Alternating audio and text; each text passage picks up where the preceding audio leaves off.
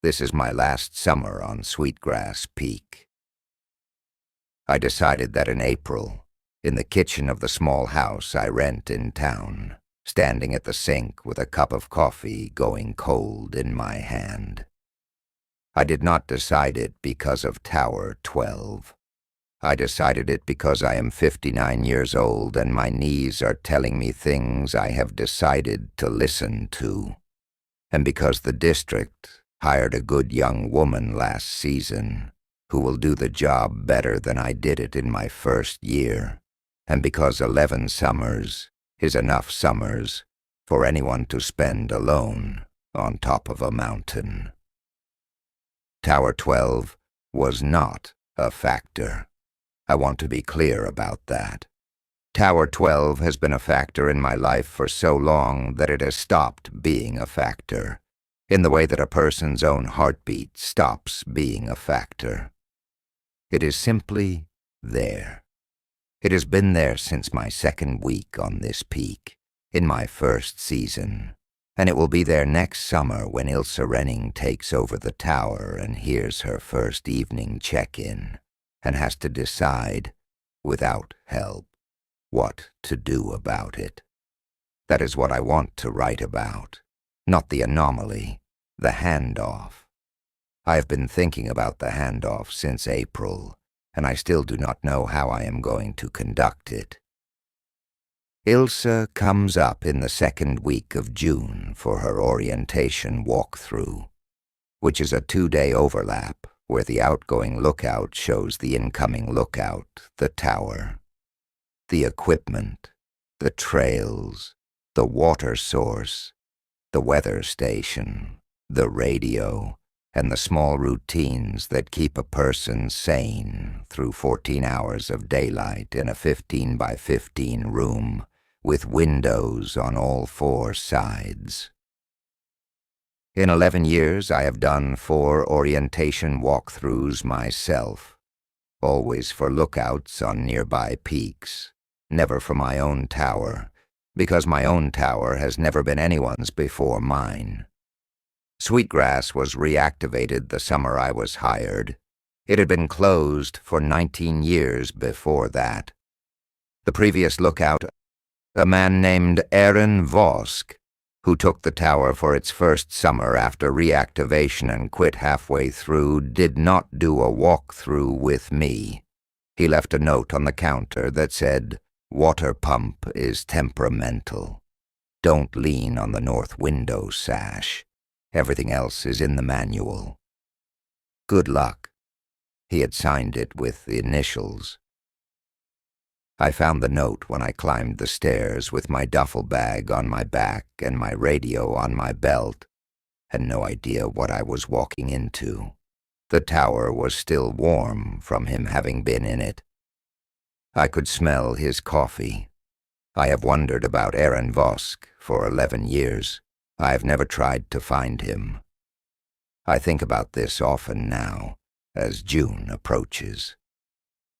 Ilse Renning is 34 years old, a smoke jumper for 8 seasons, before an ankle injury moved her to lookout work, and she is by every measure I have been able to take the person I would want in this tower after me.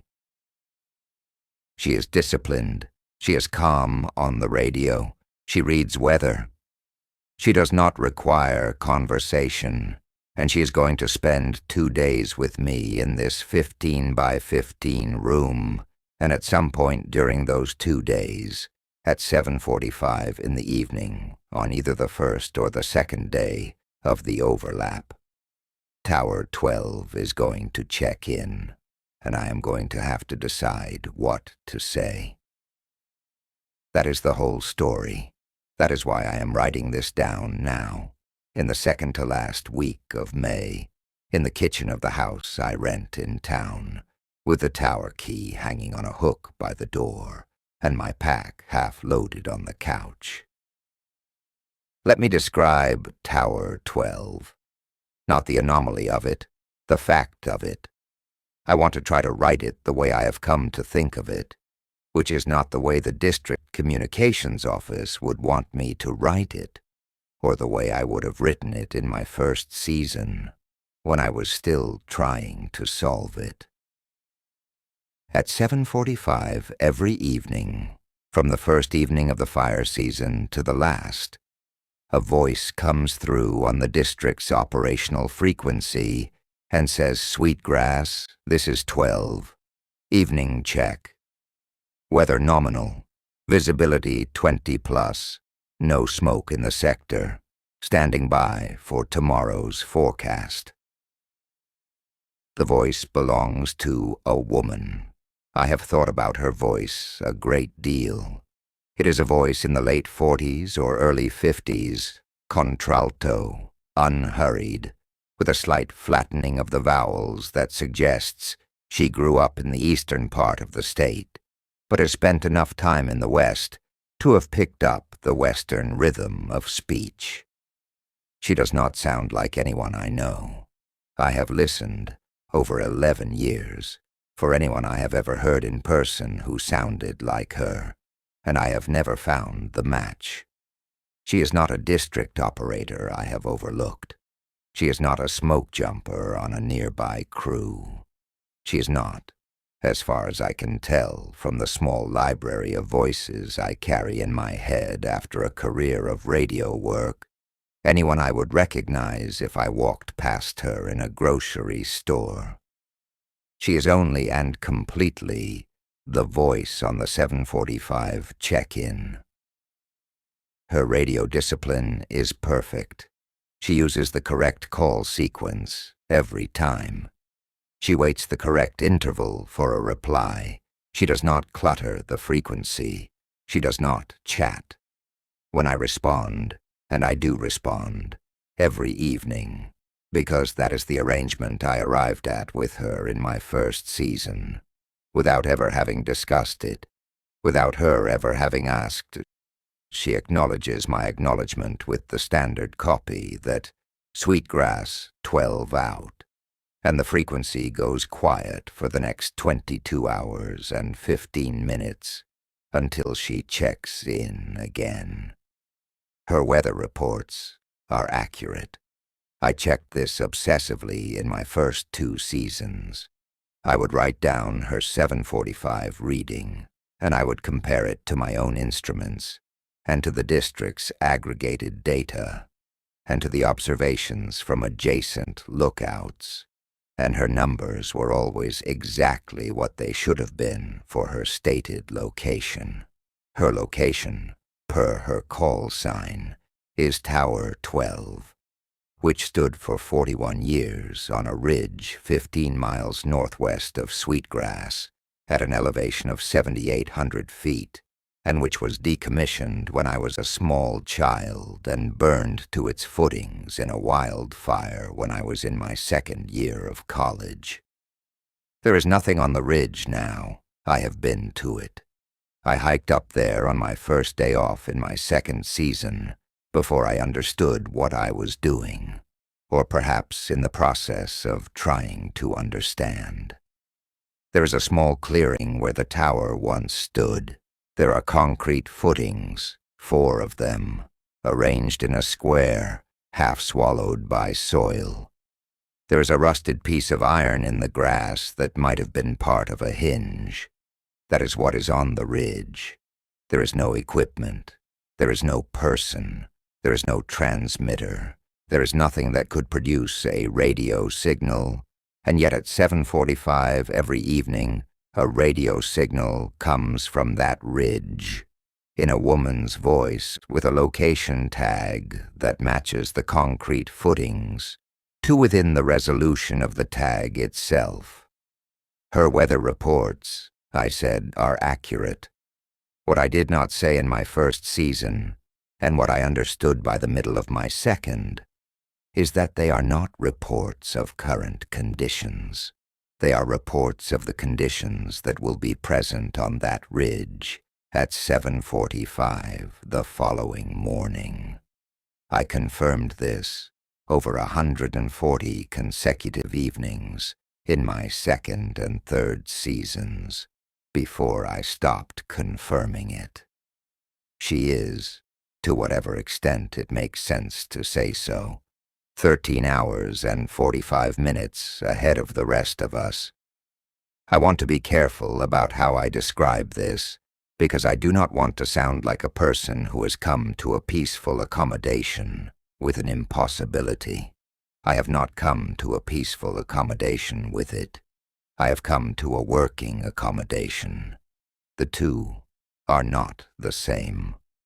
A peaceful accommodation would mean that I have stopped being disturbed by her voice. I have not stopped being disturbed by her voice. It disturbs me every evening at 7:45 in a specific way that I have learned to feel and then to set down. What I have arrived at over 11 years is a working relationship with a voice that comes from a place that does not exist, on a radio frequency assigned to a network I am officially the westernmost active tower of, at a time that is 13 hours and 45 minutes ahead of my time. I answer her. I write down what she says. I use her forecast to plan my next day.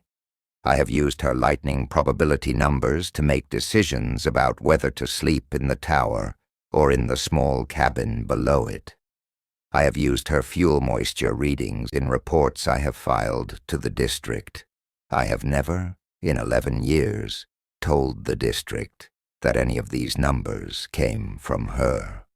I have simply used them, and they have been correct, and the reports have been filed, and the fires that could have happened on the days her numbers predicted have not happened, or have happened smaller than they might have. And no one has ever asked me how my forecasts got so good in my 3rd and 4th years, or why they have stayed that way ever since. This is what I mean by a working accommodation. I do not know what she is. I know what she does. I have decided over 11 years to let what she does be enough. The first thing I want to say about the 11 years of check-ins is that we have developed a rhythm together, and I do not know whether she has developed it with me or whether she developed it with the lookout on Sweetgrass before I was ever hired, or the lookout before that one, or the lookout before that one going back forever. I have never asked her. I do not know how I would ask her. The check-in protocol is short. There is not room in it for asking. Our rhythm is this. She calls at 7:45. I answer within 4 seconds. She gives her check-in weather, visibility, smoke, standby. I copy it back to her. If she has a forecast for tomorrow, she gives it. If she does not have a forecast, which happens perhaps twice a season, on evenings when the atmospheric conditions are complex enough that even a voice 13 hours and 45 minutes ahead cannot commit to a single reading. She says only, "Sweetgrass, this is 12. Weather nominal. Forecast pending. 12 out." When she says forecast pending, I make no plans for the next day. I stay near the tower. I keep my radio on. Twice in 11 years, those evenings have been followed by mornings in which lightning came in from the west without warning, and I have been where I needed to be to spot it. That is the operational level. Below the operational level, there is a smaller rhythm, which I think of as the courteous level, and which I want to describe because it is the level at which I have come to think of her as a person rather than as an anomaly. The courteous level began in my 2nd season, on a July evening when I had had a bad day. I had spotted a smoke plume at 2 in the afternoon, called it in, and watched the district scramble a helicopter to a false alarm. The plume turned out to be dust from a rockfall, kicked up by conditions I should have been able to read and had not. The lookout on the peak to my south had called me on the auxiliary channel afterward to razz me about it, in the gentle way that lookouts razz each other about false plumes, and I had not been in the mood, and I had been short with him, and he had signed off wounded. I sat in the tower for the rest of the afternoon, feeling like an ass. At 7:45, Tower 12 checked in. Her check-in was normal. I copied it back. Then, without meaning to, I added, 12, Sweetgrass apologies for a lousy day on the frequency. Wasn't my best. There was a pause. Radio pauses are meaningful. A 4-second pause on an operational frequency is unusual. A 4-second pause from Tower 12, whose radio discipline is otherwise perfect, is remarkable. After the pause, she said, Sweetgrass, 12. Everyone has those. Get some sleep. Tomorrow will be quieter. 12 out. That was the first time she said anything to me that was not in the check-in script. I sat in the tower for a long time afterward, watching the sky turn the color it turns in July at that elevation, and I understood two things. The first was that whatever she was listening to me, not just receiving my acknowledgement, but listening to it in the way a person listens to another person. The second was that she had told me tomorrow would be quieter, and I believed her, and I felt better because of it. The next day was quieter. It was, in fact, the quietest day I had in that season. I slept well that night. I stopped feeling like an ass. Since then, over 10 more seasons, we have developed a small vocabulary of these courtesies.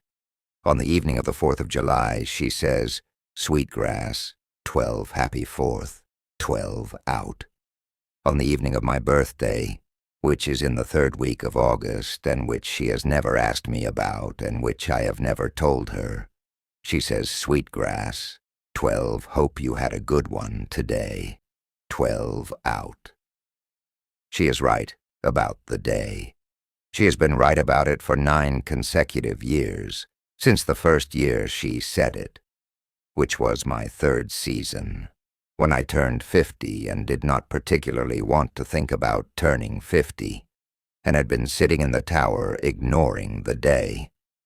On the evening after a difficult fire in the District 1 where a crew got trapped, or a structure burned, or a life was lost.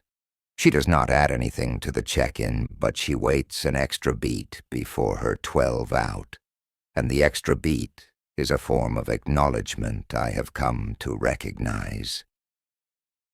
On the evening of my 2nd season's closing day, when I signed off Sweetgrass for the winter, she said, Sweetgrass, 12 see you in the spring, 12 out. She has said it every closing evening since. She has never missed one. I have thought a great deal about what this means. I do not think it means she is a ghost. I have never thought that. The word does not fit. She does not haunt anything. She works. She is a working radio operator with a good voice and good discipline and 13 hours and 45 minutes of lead time on the rest of the network. And she has, over 11 years, been kinder to me than most of the people I know in the district office. That is what I have to hand to Ilse Renning in 3 weeks. That is what I do not know how to hand her. I want to talk about Aaron Vosk for a moment, not because I know anything about him, because I have thought about him. Aaron Vosk took the tower for its first summer after reactivation, in the year before I was hired. He quit halfway through the season. The district's official explanation was that he had personal reasons, a family emergency, an illness. The kind of thing that ends a seasonal contract early without shame. When I was hired the following spring, the district personnel officer who processed me mentioned Erin only once, in passing, as the lookout before you, who left mid-season. She did not offer more detail. I did not ask. His note on the counter was the only communication I ever had from him. I have looked at it many times over the years, because I kept it. I stuck it in the front of the tower's logbook in my first week, and it has migrated forward through 11 annual logbooks, and it sits now in the current logbook, on the counter, next to the radio. Water pump is temperamental. Don't lean on the north window sash. Everything else is in the manual. Good luck. I have wondered many things about the note. I have wondered whether he heard Tower 12. I have wondered whether if he did, he heard her for the whole half-season he was here, or only for the last few weeks. I have wondered whether the good luck was general, the good luck one lookout wishes another, as a matter of professional courtesy, or whether it was specific, a warning compressed into 2 words, because he did not know how else to say what he was leaving me. I have wondered whether the reason his water pump was temperamental, and I should not lean on the north window sash, was a lookout-to-lookout communication of the ordinary kind, the kind we all leave for our successors, or whether these were the 2 safe things he could say when he could not say the other things. I do not know. I have never known. I have decided in these last few months of thinking about Ilse that I will not do to her what Erin Vosk did to me. I will not leave a note. I will tell her in person, while we are in the tower together, before Tower 12 checks in on the first evening of the overlap. I will tell her because I think Erin was wrong not to tell me, and because I think that the person who was here before Erin, whoever they were, in whatever year they last sat in this tower before it was closed, for 19 years was probably not told either, and I think a chain of not telling should end somewhere, and I would like it to end with me. But I do not know how to tell her. That is what I have been trying to work out. Every version I have practiced sounds either too casual or too grave. If I say it too casually. By the way, at 7:45, you're going to hear a woman check in from a tower that doesn't exist. Her forecasts are accurate. You should copy her back and use her numbers. Ilse will think I have lost my mind, or she will think I am hazing her, and by the time she works out that neither is true, it will be too late for her to have received the information the way it deserves to be received. If I say it too gravely, there is something you need to understand about this tower before I hand it over to you. Sit down, please. I will have made it larger than it is. Tower 12 is not large. Tower 12 is small and reliable, and part of the shape of a summer in this tower. Making her larger than she is would be a lie, and the lie would also be a failure, because Ilse would spend her first weeks braced for something that requires no bracing. I have practiced the telling in the kitchen many mornings. I have not landed on a version. Here is one version I considered, which I want to write down, because I have rejected it, and I want to remember why. I considered simply not telling Ilse at all. I considered leaving a note. My note would be longer than Erin's. It would say something like, At 7:45 in the evening, you will hear a check-in from Tower 12 on the operational frequency. Tower 12 was closed decades ago and burned to its footings, and there is no equipment on the ridge she calls from, and I do not know how to explain any of this to you. Her check-ins are accurate. Her forecasts for the next morning are also accurate. Copy her back. Use her numbers. Do not tell the district. Do not go to the ridge. I have done this for 11 years, and it has worked. Good luck. I considered this seriously for about 3 weeks in April. It has the virtue of being clear, of being honest, of transferring the working accommodation without requiring me to explain the courteous accommodation, which is the part I do not know how to explain. It also has the virtue of leaving Ilsa alone with the discovery, which is how I met Tower 12, and which some part of me thinks might be the right way for a person to meet her without another lookout in the tower filtering the encounter, without a story attached, without a predecessor's tone shaping the young woman's response before she has had a chance to shape her own. I rejected the note for 2 reasons. The first is that Aaron Vosk's note is one of the small, tender injuries of my life, and I do not want to give that injury to Ilsa. It is not enough to be honest in a note. Aaron Vosk was honest in his note. His honesty was insufficient to what he was handing over. My honesty in a longer note would be more sufficient, but it would still be a note. And it would still be a lookout in his last week, choosing paper over presence. And I do not think for this particular thing that paper is the right medium.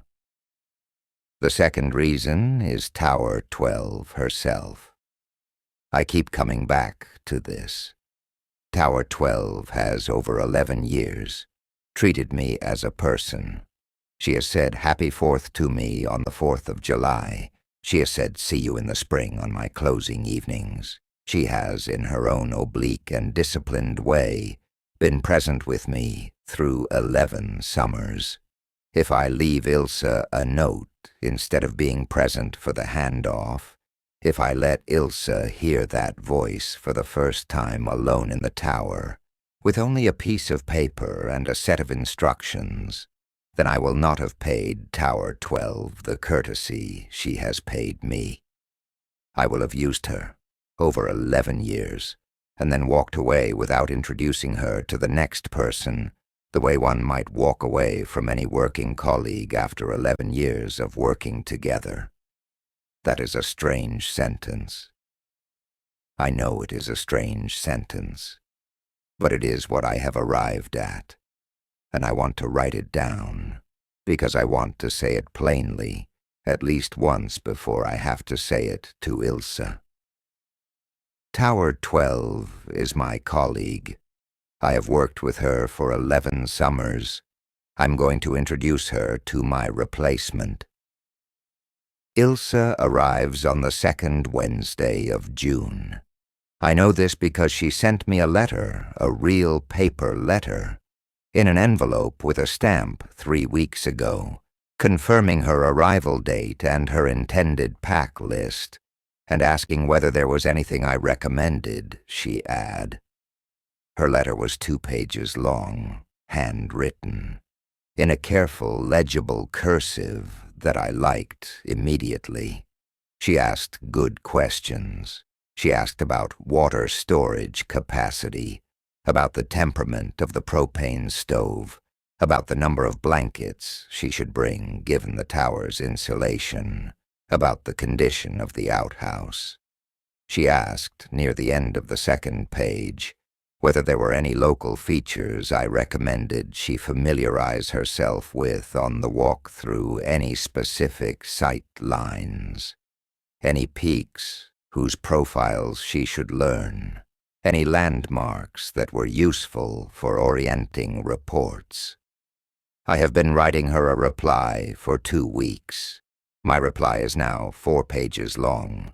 It answers all of her operational questions carefully. It describes the water pump's temperament, still temperamental after 11 years, and the north window sash, still not to be leaned on, and the propane stove's tendency to hiss for exactly 45 seconds after ignition before settling. It recommends she bring an extra pair of good wool socks. It tells her that the outhouse is fine, but that the door does not latch properly, and she should learn to jam it with a shim she will find on the floor next to it.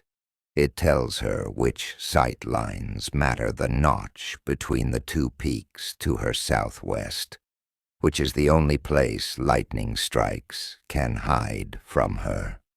The meadow to her east, where elk graze in early July, and where the tower's shadow will fall visibly at 7 in the evening as a landmark for her radio operators. It tells her a great deal, and it is a decent letter. And I have not sent it yet. I have not sent it because I have not decided what to say in the last paragraph, which is the paragraph about Tower 12. I have drafted this paragraph 12 times. I have drafted it as a warning. I have drafted it as a matter-of-fact briefing. I have drafted it as a story. I have drafted it as an apology. I have drafted it as a promise. None of the drafts have felt right. The best one, which I drafted last week and which I have been carrying in my head since, is the shortest one. It reads, "One more thing, which I think is better to tell you in person when we are in the tower together. It concerns the 7:45 evening check-in. I want you to hear it with me the first time, so I can answer your questions immediately. Please plan to be in the tower with me at 7:30 on the first evening of the overlap. I promise it is nothing to be afraid of, but it is something I would rather show you than describe." I like this paragraph. I do not like it enough to send it yet. What I do not like about it is the phrase "nothing to be afraid of," which is a phrase I am not sure I have the standing to use. Tower 12 has never done anything to me that could be called frightening in the way of a story. She's done many things that could be called frightening in the way of a life. Whether Ilsa should be afraid of her is not, I think, mine to decide. I am considering removing the sentence. Then the paragraph would be shorter still, and would say only that there is a thing, and that I will show it to her, and that I would like her to be there when I do. I think sitting in my kitchen this morning that this is the version I will send. I will send it tomorrow. That gives Ilsa 3 weeks to read it, which is enough time for her to think about it without being able to work herself into a state about it. She will arrive with questions. I will answer the questions I can answer. At 7:30 on the first evening, she will be in the tower with me.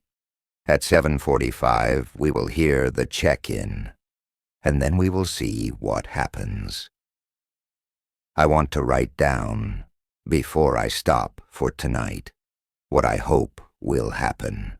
Not what will happen, what I hope will happen. I'm aware that hoping is a form of not planning, and that lookouts of my experience are not supposed to hope in place of planning.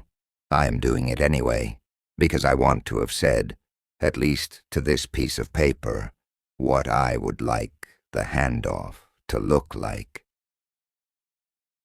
I hope that at 7:45 on the first evening, Tower 12 will check in as she has checked in for 11 summers. I hope she will say what she always says, in her calm contralto voice, with her perfect discipline, and that I will copy her back as I always do. I hope Ilse will hear all of it. The voice, the exchange, the small formal courtesy of it before she asks anything, and I hope she will understand, from hearing it, more than any explanation could give her.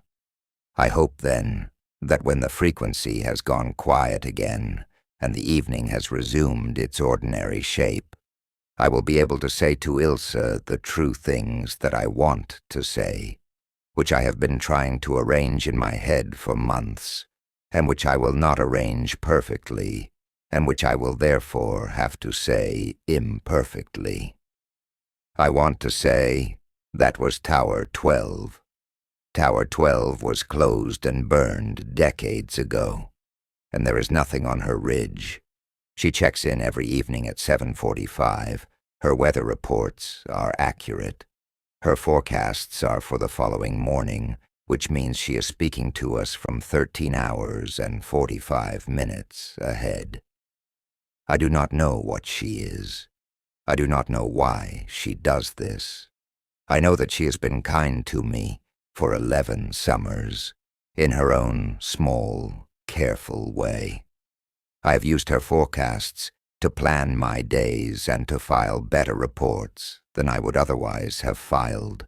I have never told the district about her. I do not know whether the district knows. I have chosen, for 11 years, to work with her without asking questions I cannot answer. I am telling you this now because I do not want to leave you a note the way I was left a note. I am telling you because I would rather you know that I know than have you wonder for the rest of the summer whether you are the only one who has heard her. I am telling you because I am going to introduce you to her tomorrow evening, if she checks in again, and I want you to be ready. That is what I want to say. It is a lot to say in one breath, and I will probably not say it all in one breath. I will probably stumble. Ilse may ask questions I cannot answer, and I will have to say I cannot answer them. She may decide, on the spot, that she does not want the tower after all. That is her right. If she does, I will radio the district in the morning and tell them, and they will find someone else, and the tower will not be manned for the rest of the summer, and Tower 12 will check in each evening to a frequency that no one is copying back. And next year, the district will send another young lookout up here, and the whole handoff will begin again for that person, without the benefit of an outgoing predecessor, and I will have failed to end the chain of not telling. I do not think Ilse will do this. I think she is more prepared than she knows to accept what I am about to hand her. But I want to be honest that this is a risk I am taking. I also want to say, at some point during the 2 days of the walkthrough, something I have not yet decided whether to say. I want to say to Ilse that she does not have to answer Tower 12. She can, if she chooses, hear the check-in every evening and let it come and go without acknowledgement. She can be professional and reserved and receive the transmissions without ever copying them back. Tower 12 will not, I think, mind. She has never asked for the acknowledgement. She has never seemed to require it. I have given her the acknowledgement because I wanted to. Because on the second week of my first season, when I heard her voice for the first time and did not understand what it was, I copied her back out of reflex, and she said, "Copy that. Sweetgrass, 12 out." And something in the exchange settled a piece of my loneliness, and I did not want to give it up. Ilse may not want it. Ilse may prefer to be alone in the tower in the way that lookouts are supposed to be alone. That is her prerogative, I want her to know, before she chooses, that the courtesy is a choice. If she chooses to answer, I want her to know that she will be answering into a working relationship that is already 11 summers old. Tower 12 may recognize the change in voice. She may not. I do not know how her recognition works. I know only that she has said, "See you in the spring" to me for 9 consecutive closing evenings, and that on the 10th closing evening she will say it again, and that on the opening evening of Ilsa's first season she will say something to Ilsa, perhaps welcome, perhaps nothing, perhaps only the ordinary check-in, and whatever she says will be, in some way I cannot predict, the beginning of Ilsa's own 11 summers, or her 1 summer, or her whatever number of summers she decides she has in her. I want to say to Ilsa that if she stays, and if she chooses to answer, she should feel free to say Happy 4th back to Tower 12 on the 4th of July. She should feel free, over time, to add her own small courtesies to the check-ins. She should feel free to develop her own rhythm. Tower 12 is not mine. She has never been mine. I have been Tower 12's sweetgrass for 11 summers, and Ilsa will be her sweetgrass for however long after me. That is what the relationship is. That is what I am handing over. I have not written any of this to Ilsa. I have written it here at my kitchen table on a morning in late May with the tower key on its hook and my pack half loaded on the couch, because I wanted to say it once through in order to know what parts of it I actually mean. I am now going to close this notebook and finish my coffee and drive to the post office and mail the 4-page letter to Ilsa with the short paragraph at the end about the 7:45 check-in and the promise to show her rather than describe. I am going to trust that she will read it carefully, the way she wrote her own letter carefully, and that she will arrive on the 2nd Wednesday of June with her pack and her boots and her competence and her openness, and that on the first evening at 7:30 she will be in the tower with me, and that at 7:45 we will hear the check-in together.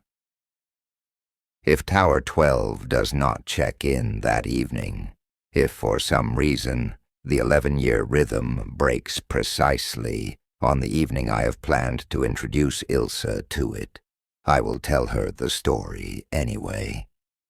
I have decided that. I will tell her what she was supposed to hear and did not hear, and I will tell her to listen for it on the following evening and the evening after that. I do not think Tower 12 will fail to check in. In 11 years, she has never failed to check in. But I want to have decided in advance what I will do if she does. The answer is, I will tell the truth anyway. I will not use Tower 12's absence as an excuse to give Ilsa a shorter, safer version of the handoff. I have practiced the whole version enough now that I owe it to Ilsa to say it, whether or not Tower 12 is there to be introduced. Here is what I hope most of all, and what I have not said yet, and what I want to say before I stop writing. I hope that on the 2nd evening of the overlap, after we have gone through it all, the first check-in, the questions, the difficult explanations, the small honest silences where I have to say I don't know, Ilsa will pick up the handset at 7:45 and answer Tower 12 herself. I hope she will introduce herself in the ordinary way that lookouts introduce themselves on a new tower. She will say, 12, this is Sweetgrass. I'll be taking over the tower for the rest of the season. Copy your check-in. Go ahead. And I hope Tower 12, whoever she is, wherever she is, will pause the 4-second pause she paused for me in my second season, and will say something small and disciplined and welcoming, perhaps copy that. Sweetgrass, welcome, 12 out. Or perhaps only the ordinary acknowledgement, without embellishment, which is also welcoming in its way. And I hope Ilsa will sit for a moment afterward with her hand on the handset, feeling what I felt in my second season, understanding without being told that she has just been included in something older than she is and steadier than she is, and possibly kinder to her than she has any reason to expect. If that happens, I will pack the last of my things the next morning and hike down the trail and drive to town, and I will not come back to Sweetgrass Peak. I will not need to. It will not be my tower anymore. It will be Ilsa's tower and Tower 12's Sweetgrass, and my knees will finally get the rest they have been asking for, and I will find something to do with my winters and my summers that does not require sitting 14 hours a day in a 15 by 15 room with windows on all 4 sides. I do not know yet what that will be. I have not thought about it much. I have been thinking about the handoff. The handoff is what I have been thinking about. The handoff is what I want to get right. I'm going to close this notebook now, and I am going to drive to the post office, and I am going to mail the letter to Ilsa, and then I am going to come home and finish loading my pack, because in 11 days I am going to hike up to Sweetgrass Peak for the last time, and I am going to spend 3 weeks alone up there before Ilsa arrives. And during those 3 weeks, I am going to hear Tower 12 check in 21 times, and I am going to answer her 21 times. And each time I answer her, I am going to be practicing, in a small way, the last time I will answer her, which will be on the evening before Ilsa takes the handset. I already know what I am going to say on my last evening. I have known for months. I am going to say what she has said to me on 9 closing evenings, and what I want to say to her now for the first time, because it will be true, and because 11 summers is enough time to have earned the right to say it. I am going to say, 12, this is Sweetgrass, see you in the spring. I do not know whether she will understand that I am the one leaving. I do not know whether she can distinguish between a lookout closing out a season and a lookout closing out a career. I do not know whether the sentence will land any differently for her than it has landed on 9 other closing evenings. I hope it will. I hope she will pause her 4-second pause and say something small back to me, anything. Any small human syllable that acknowledges that this closing is different. If she does not, that is also all right. If she copies me back with the ordinary copy that, Sweetgrass, see you in the spring, 12 out, then that too will be a completeness of its own kind, the completeness of a working colleague completing a working sentence at the end of a working relationship. Either way, I will have said it. Either way, I will have introduced Ilsa to her the next evening. Either way, the chain will not have broken on my watch. That is what I have. That is what I am going to try to do. The coffee is cold. The post office closes at 4. I should go.